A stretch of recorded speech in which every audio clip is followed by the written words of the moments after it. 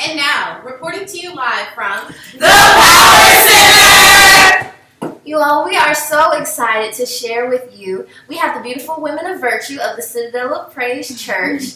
And we just want to discuss last night's women's meeting that we had with our pastor, Pastor Gregory Drumwright. Yes! And it was entitled, The 5 Characteristics of a Godly Woman. So the first characteristic, as a godly woman, we must seek God first. Within that, we have to reject the lies that anything or anybody else can satisfy us. Yes. As women, we seek security.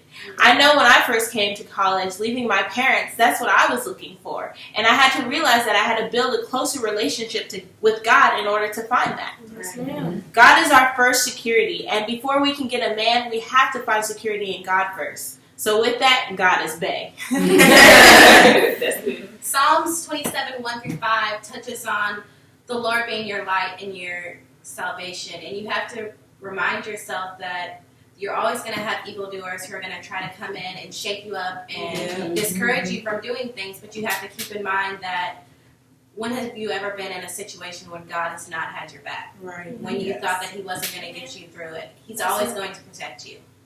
Amen. And for the second one is speak the language of faith. And that's so important because we as women, we know that life and death is in the power of our tongue. Right. And that's why our pastor continues to ask us to pray for each other and continue to grow our bond because we know, Lord, that whatever is going on with our sisters, that we're going to be able to fight and be more better as Christians.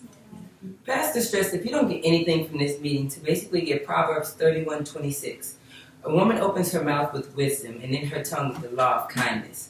Basically, the inverse of the message is saying, watch what you say. You don't have to say everything that comes off your dome, what you're thinking, what you're saying, shade being thrown. Don't have to do that. That's true. Be kinder to people when you say things. Encourage someone. Don't break somebody down. And for point 3, he really stressed on showing true beauty, showing who you are as a person on the inside. And he spoke on the fact that beauty deteriorates, but people develop. And so you need to invest in those things that are going to last, not the things that are going to fade away. We're eventually going to get old and wrinkly. But we really want to invest in people that, really have, the Spirit of God is not the form of godliness. People that are going to, want to help us walk correctly and not just people who have swag and, are on fleek. But, real sisters, real, brothers, real relationships with people that are going to help us progress, toward the kingdom of God and not just the world. Yeah.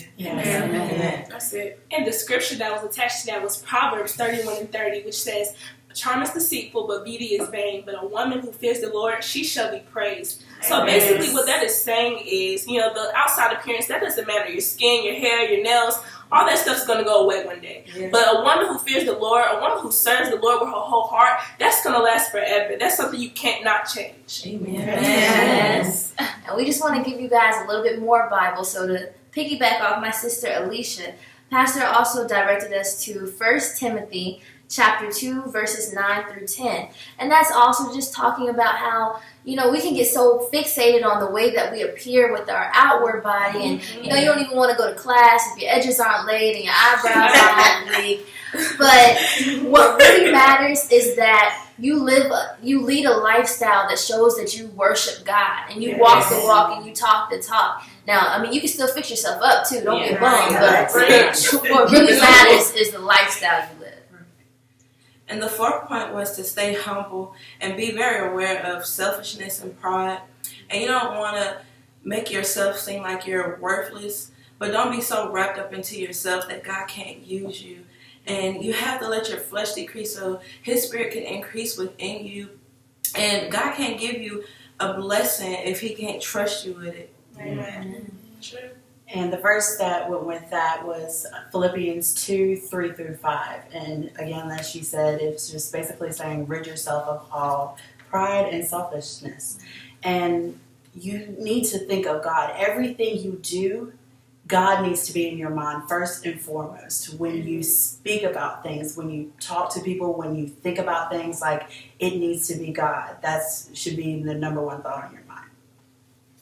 And also going with staying humble, that really helps us to differentiate between being a woman of God and just being an independent woman. Yes. Number 5 is self-explanatory. Serve the Lord and keep your mind on things eternal. And with that wraps up everything. So we just want to thank you for plugging into the Power Center, and we look forward to seeing you all soon. Bye.